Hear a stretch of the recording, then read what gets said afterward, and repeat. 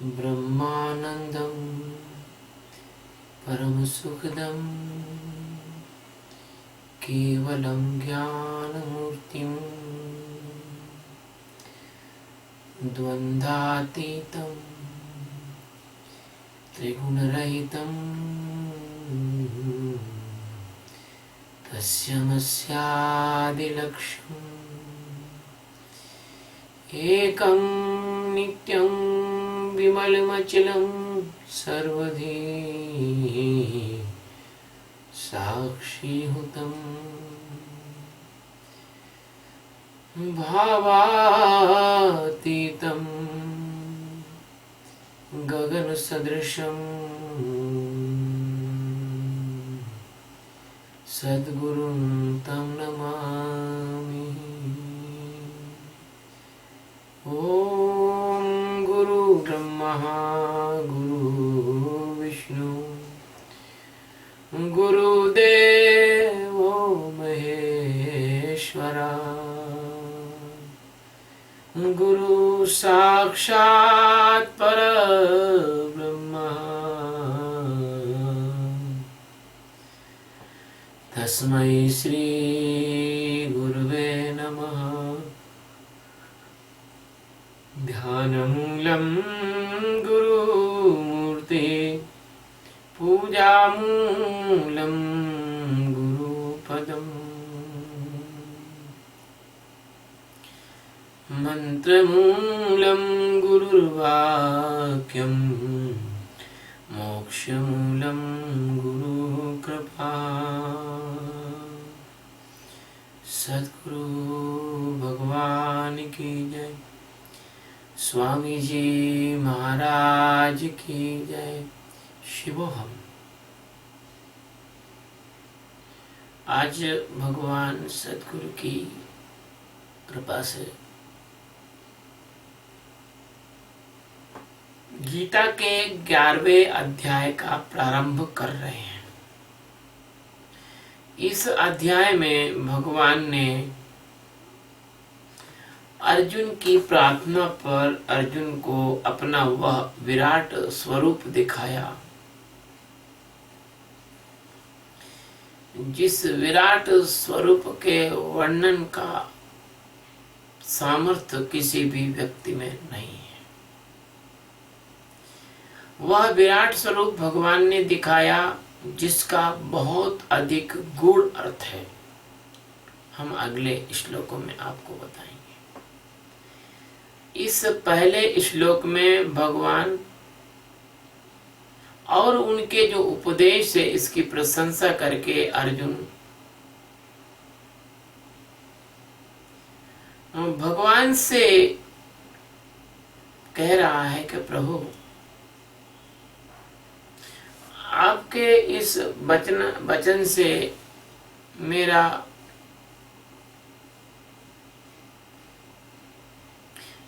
जो अज्ञान है वो नष्ट हो गया है। अर्जुन वाच मदनुग्रहाय परमं गुह्यमध्यात्म संजितं यत्तयोक्तं वचस्तेन मोऽहं विगतो ममः।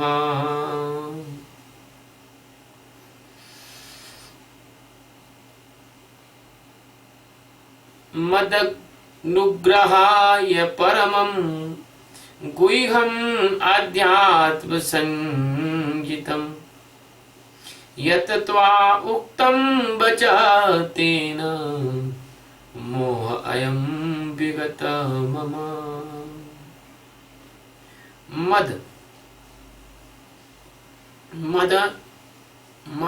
मदनुग्रहाय मुझ पर अनुग्रह करने के लिए, त्वया यानी आपने, यत यानी जो, परम यानी परम, गुह्यम यानी गोपनीय, आध्यात्म संजितम यदि आध्यात्म विषयक, वच यानी वचन अथवा उपदेश, उक्तम यानी कहा, तेन यानी उससे, मम यानी मेरा, अयम यानी यह, मोह यानी अज्ञान, विगत यानी नष्ट हो गया है।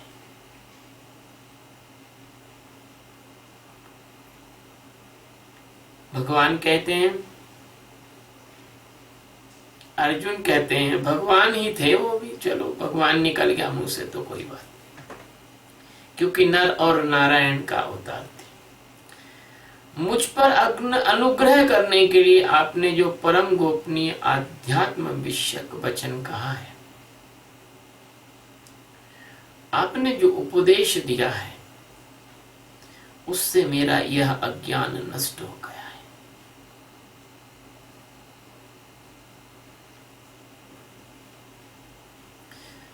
अर्जुन ने जो बात कही सद्गुरु सच्चिदानंद परमात्मा के सामने, जो कि अनंत अनंत कोटि ब्रह्मांडों के एकमात्र स्वामी हैं, आधार है, अधिष्ठान है, नायक है, सम्राट है, करुणा के सागर हैं, दीन बंधु हैं, दयालु हैं, दीनों के नाथ हैं। यही की बात अर्जुन इस गीता के आखिरी में कहने वाले हैं, लेकिन अब यहां से पता लग गया कि यदि कोई इस परमात्मा के मार्ग में आधा भी चल जाए, तो आधा भी चल जाए तो उसका अज्ञान नष्ट हो जाता है। पूरे की तो बात छोड़ दो। अभी तो गीता के 11वें अध्याय का एक पहला श्लोक है। भगवान ने अभी आधी गीता सुनाई है अर्जुन को, आधी से थोड़ी सी ज्यादा, और उसमें अर्जुन कह रहे हैं कि मेरा अज्ञान नष्ट हो गया। ऐसे ही अगर आप साक्षी करें तो आप आधी यात्रा भी करेंगे तो आधी यात्रा में भी आपका अज्ञान नष्ट हो जाएगा। आपको अब आगे की यात्रा करना है, लेकिन आपका अज्ञान भान में पहुंचते पहुंचते नष्ट हो जाएगा। साक्षी, ध्यान और भान में पहुंचते पहुंचते आपका अज्ञान बचने वाला नहीं है। भान के बाद जब जागरण में जाएंगे तो फिर तो पक्की अवस्थाएं हैं वो, लेकिन भान तक ही माया है, भान तक ही अज्ञान है। तो ये सूत्र इस बात को भी बता रहा है। गीता के आधे गीता में अर्जुन का अज्ञान नष्ट हो गया। इसका मतलब ये साक्षी, ध्यान, भान और जागरण और परम जागरण 5 अवस्थाएं। तो यदि गीता को 5 विभागों में बांट दिया जाए तो ये 5वां विभाग आ रहा है। गीता का आधा 9वां अध्याय था, 10वां पूरा हो गया, 60% गीता हो गई है और ये 11वां अध्याय शुरू हो रहा है। तो अर्जुन जो ये कह रहे हैं कि भगवान आपने जो अनुग्रह करने के लिए, सद्गुरु हमेशा अपने शिष्यों पर अनुग्रह करता है। अनुग्रह मतलब कृपा करता है। और सारे ज्ञानी ये कहते हैं कि ये ज्ञान है, ये कृपा साध्य है, ये ज्ञान है, ये गुरु की कृपा से होता है, आपके प्रयास करने से नहीं होता। आप कितना भी प्रयास करें, रामचरितमानस कहते हैं कि कोटि कोटि मुनि जतन कराही, अंतराम कहूँ आवत नाही। कोटि कोटि जो मुनि हैं वो करोड़ों करोड़ों ढंग के यत्न करते हैं, योग करते हैं, मेहनत करते हैं, ध्यान करते हैं, तपस्या करते हैं, लेकिन ये जो अंतराम है, ये राम रूपी अंतिम ज्ञान है, ये नहीं आ सकता। तुम्हारे जतन करने से, तुम्हारे प्रयत्न करने से ये अंतराम नहीं आएगा। ये तो गुरु महाराज की कृपा से ही आएगा। ये तो कृपा साध्य ही है, ये तो श्रम साध्य नहीं है, ये तो कृत्य साध्य नहीं है।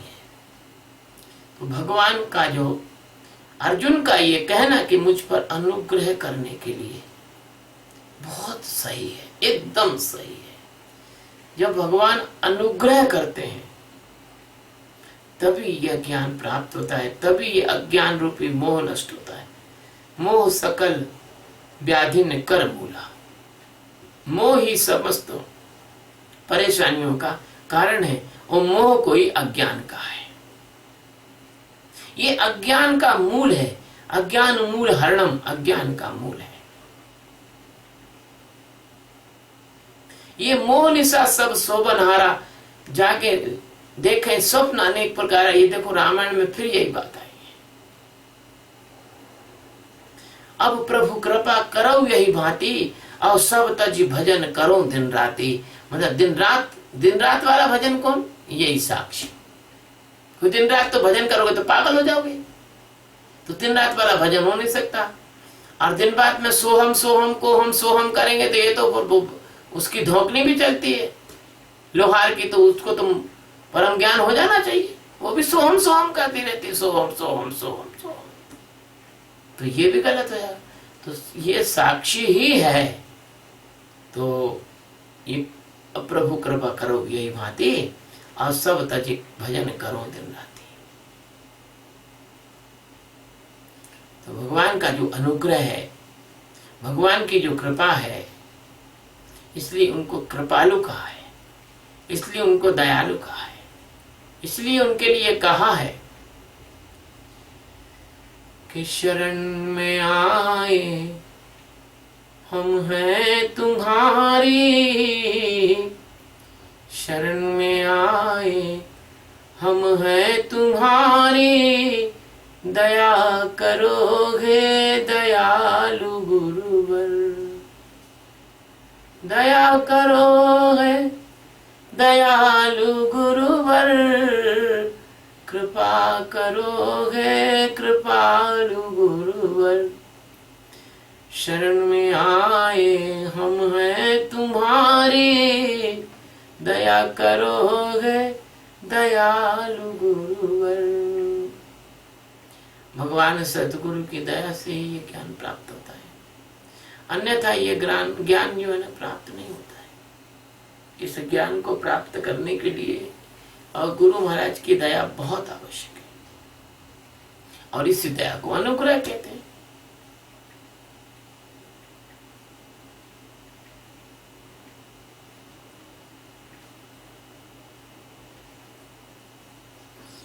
देखिए,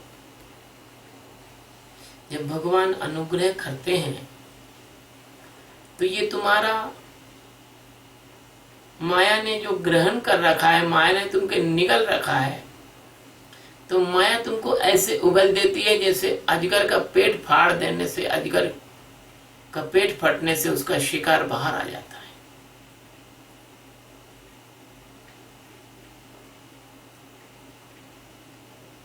असल में माया कुछ है नहीं, माया ऐसी कोई ज्यादा खास ताकतवर चीज नहीं है, लेकिन क्या है, जैसे कोई आदमी सोया हुआ होता है ना, सोया हुआ व्यक्ति होता है, तो सपने उस पर कब्जा कर लेते हैं। कितना भी ताकतवर आदमी हो और नींद में कोई डरावना सपना देख ले,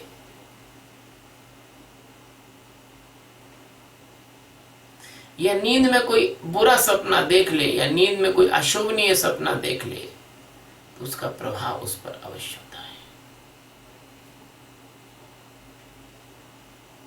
इसलिए सद्गुरु का जो अनुग्रह है, उसका बस उसका महत्व है।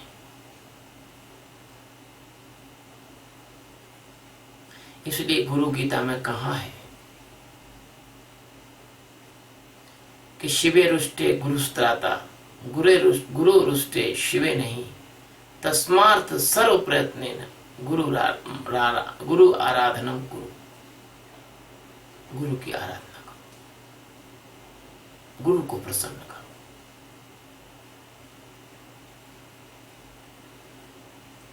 गुरु को मनाओ, गुरु के हृदय में स्थान बनाओ। वो गुरु कौन है जिसे तुम गुरु समझते हो? वो हाड़मास का पुतला गुरु नहीं है, वो तो तुम्हारे पास भगवान सच्चिदानंद परमात्मा उस रूप में आए हैं।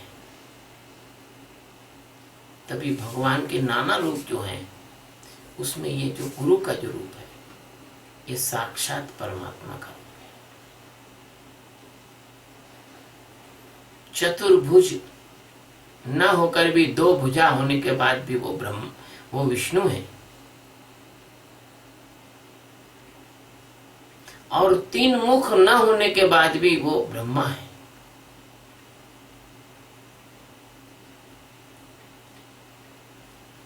और 5 मुख न होने के बाद भी वो शंकर है। इसलिए भगवान ने पिछले अध्याय में अपने बारे में बता दिया है कि मैं क्या हूं, मैं क्या हूं, मैं क्या हूं। तो मुझ पर अनुग्रह करने के लिए भगवान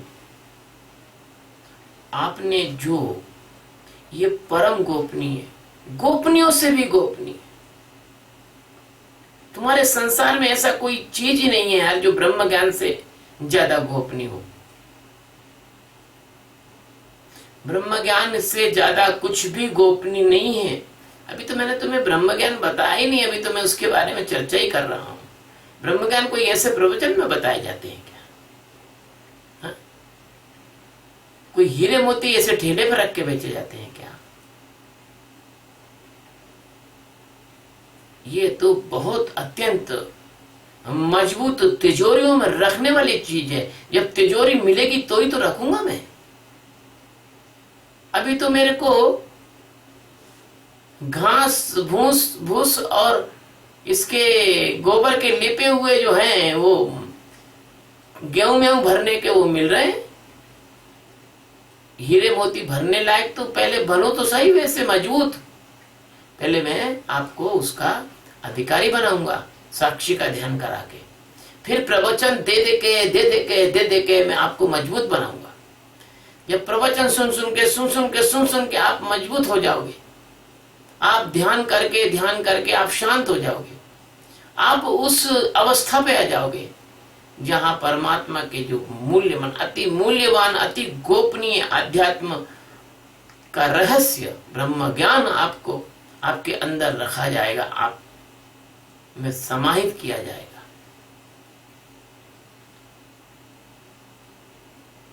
तब कहीं आप इस ज्ञान को पाकर धन्य होगे।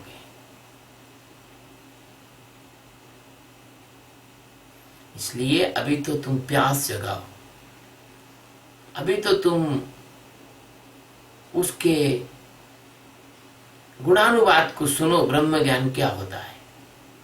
तो भगवान ने जो गोपनीय आध्यात्मिक विषय जो आपने वचन कहा, जो उपदेश दिया, उससे मेरा यह अज्ञान है वो नष्ट हो गया है। उससे मेरा जो अज्ञान है वो नष्ट हो गया है।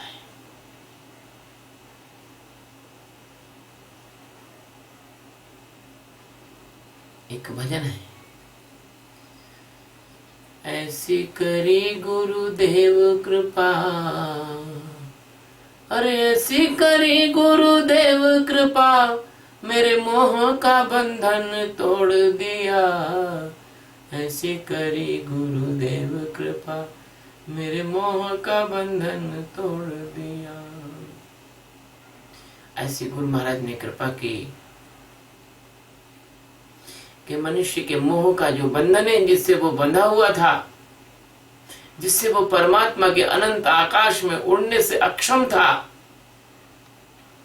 वो गरुड़ होकर भी और मुर्गे की तरह बंधा हुआ था, उस बंधन को काट दिया है, तोड़ दिया है। बंधन दो काट मेरे, बंधन दो काट मेरे, सतगुरु भव जाल के, सो हम शिवो हम तेरे, बाके दो कमाल के, सो हम शिवो हम तेरे, बाके दो कमाल के। बाकी भी कमाल के हैं, आप भी कमाल के, सो हम शिवो हम तेरे, बाके दो कमाल के। सतगुरु भगवान जो हैं वो इस भव जाल के बंधनों को काट देते हैं। इसलिए भगवान के अनुग्रह के बारे में अर्जुन बात कर रहे हैं कि भगवान आपने मुझ पर अनुग्रह करने के लिए आपने जो परम गोपनीय आध्यात्म विषयक वचन कहा है। आध्यात्म के विषय में वचन कहना भी कोई सामान्य आदमी के बलबूते की बात नहीं है।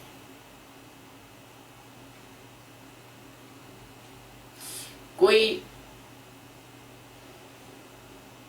कंगला भुकड़ा आदमी वो 7 स्टार होटल की जो डिश बनती है उसके स्वाद के बारे में नहीं बता सकता, तो ये संसार का माया में फंसा हुआ परमात्मा के ज्ञान के हिसाब से कंगला भुकड़ा, चाहे वो किसी भी बड़े देश का राष्ट्रपति, प्रधानमंत्री कुछ भी हो, चाहे किसी प्रोफेसर, डीन या कहीं किसी का कुलपति भी हो, चाहे वो कहीं से मुख्य सचिव कुछ भी हो, लेकिन है तो वो माया में, परमात्मा में तो वो नहीं है। परमात्मा के तल पर उस व्यक्ति को, अध्यात्म के तल पर उस व्यक्ति को कंगाल कहा गया है, कंगाल कहा गया। इसलिए भगवान जो हैं उनके जो वचन हैं वो वचन नहीं है, वो बचाने वाली चीजें हैं। बचन दे भैया, बचन दे। कोई मारने आ जाते कहते भैया मत मारे, बचन दे। तो ये जो बचाने वाले, माया से बचाने वाले हैं, ये शब्दों से निशब्द की जो बात है, जो मृत्यु के तल पे खड़े होके अमरता का जो संदेश है, जो जहर के प्याले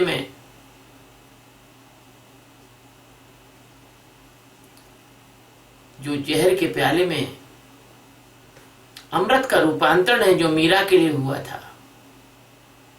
भगवान सदगुरु के वचन, ये संसार जहर का प्याला है और भगवान सदगुरु के वचन अमृत की बूंदें हैं।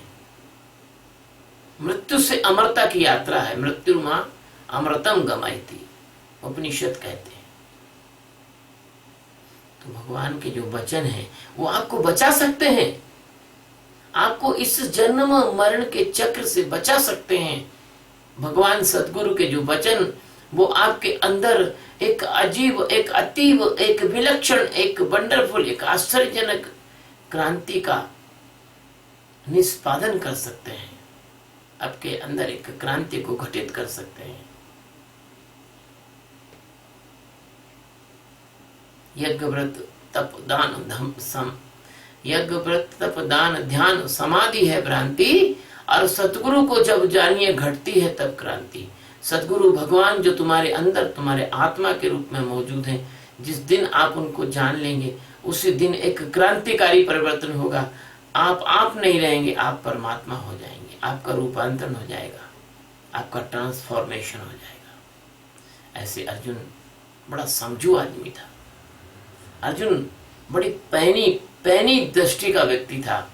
अर्जुन बहुत समय से गुरु महाराज के साथ था, कृष्ण भगवान के साथ। ऐसा हो नहीं सकता कि भगवान ने उनको साक्षी का ध्यान ना सिखाया हो।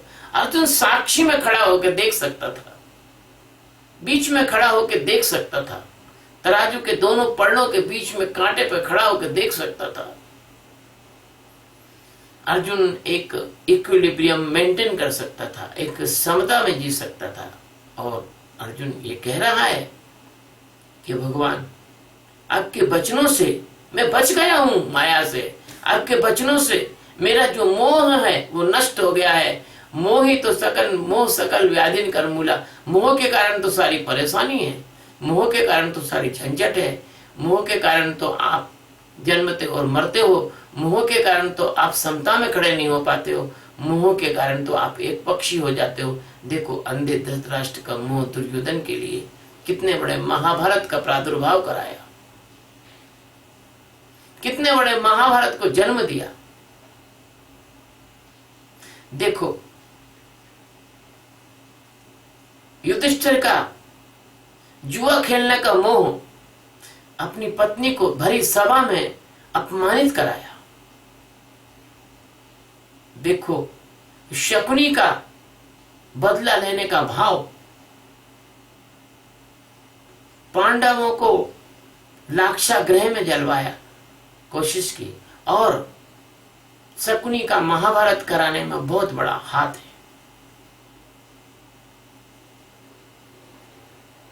इसलिए कहते हैं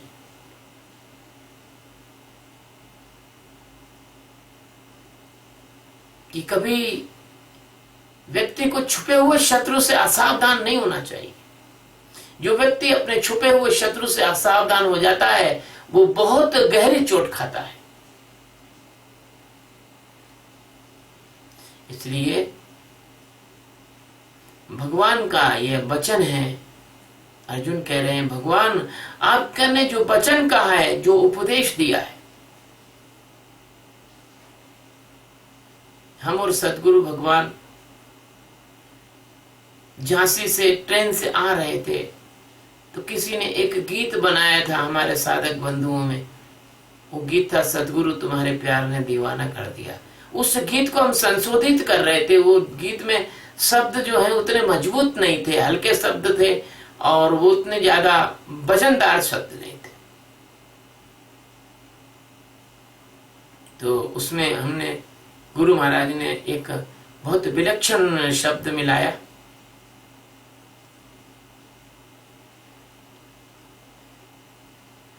उन्होंने कहा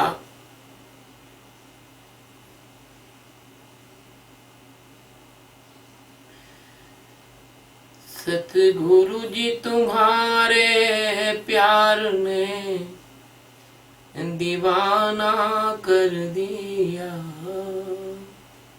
मस्ताना कर दिया।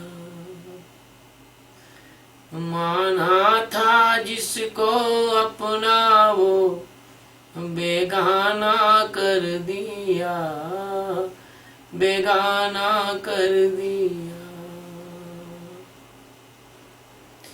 ऐसा दिया उपदेश सतगुरु कृपा दृष्टि हो, ऐसा दिया उपदेश सतगुरु कृपा दृष्टि हो। प्रभु आपकी जय हो, जग में सदा को बंद आना जाना कर दिया, आना जाना कर दिया। सतगुरु जी तुम्हारे प्यार ने दीवाना कर दिया, मस्ताना कर दिया। सतगुरु का जो प्यार है, सतगुरु का प्यार ही ज्ञान है और ज्ञान ही प्यार है। और वही यही ज्ञान और प्यार सतगुरु का ही आपका अज्ञान नष्ट कर सकता है।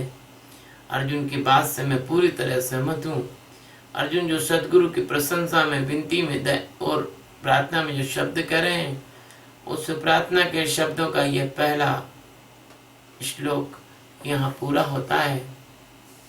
भगवान की कृपा से दूसरा श्लोक कर लेंगे।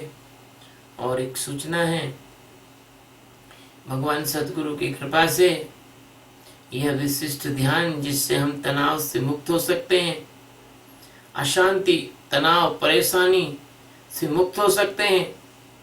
और इस तनाव से जो होने वाली बीमारियां, हार्ट अटैक, एंजाइना और ब्लड प्रेशर और ब्रेन हेमरेज इत्यादि से मुक्त हो सकते हैं।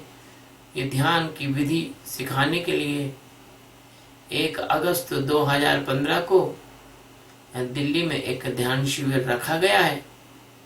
आप लोगों से प्रार्थना है कि यदि आप इस ध्यान को सीखना चाहते हो तो सत्यबोध प्रेमानंद अथवा स्वामी वेदांतानंद जी के फेसबुक की वॉल पर सारी जानकारी है। और यह अंतर्राष्ट्रीय स्तर का ध्यान शिविर है। यहाँ विदेश से भी लोग आ रहे हैं। मुझे बहुत कहने में बड़ा ये लगता है कि देखो तो भारत के लोगों को, विदेश के लोग तो ध्यान सीखना चाहते हैं और भारत के लोग तो परमात्मा को पाने के लिए नहीं बल्कि संसार की वस्तुओं को पाने के लिए ज्यादा प्रयासरत दिख रहे हैं। इसलिए आप लोगों में से जो जिज्ञासु हों, आप लोगों में से जो परमात्मा को अपने अंदर प्राप्त करना चाहते हों या नहीं भी प्राप्त करना चाहते हो और जो तनाव इत्यादि से मुक्त होना चाहते हो, जीवन को अच्छे मस्तिष्क से जीना चाहते हो, वो मेरा ये ध्यान अवश्य सीख लो। और अभी ये जो वीडियो है इसको YouTube पर अपलोड किया जाएगा, तो आप कृपया इस वीडियो को भी सब्सक्राइब कर लें तो बड़ा अच्छा रहेगा। आप भी सुने, औरों को भी सुनाएं, चींटी से कुछ सीखें। जिससे चींटी को कहीं शक्कर मिल जाती है तो वो पहले खुद नहीं खाती, जाके अपने सारे जात बिरादरी वालों को अपने भाई भतीजों, अपने बहन भाई सभी को, कुटुंब को, परिवार को, और तो और अपने पूरे गांव को बुला के लाती है। और शक्कर के ढेर में से सब पूरे लोग एक एक दाना उठा उठा के ले जाते हैं। तो ये जो परमात्मा का ज्ञान है, ये शक्कर का ढेर है। जिज्ञासु हैं वो सब चींटी के समान है, और सच्चे जिज्ञासु होते हैं वो अपना तो कल्याण करते ही हैं, साथ में अपने परिवार में जो भी परमात्मा के प्रेमी हैं उनका कल्याण करते हैं। तो आप ये वीडियो खुद भी सब्सक्राइब करें और दूसरों से भी कहें कि आप भी सब्सक्राइब करें। ऐसा करने से आप भगवान के कार्य में सहायक होंगे। मैं आप लोगों को विनम्रता पूर्वक आपके अंदर मौजूद परमात्मा को प्रणाम करता हूँ, आपको आशीर्वाद देता हूँ, आपको प्रेम देता हूँ, आपका बहुत बहुत आभार व्यक्त करता हूँ। शुभ।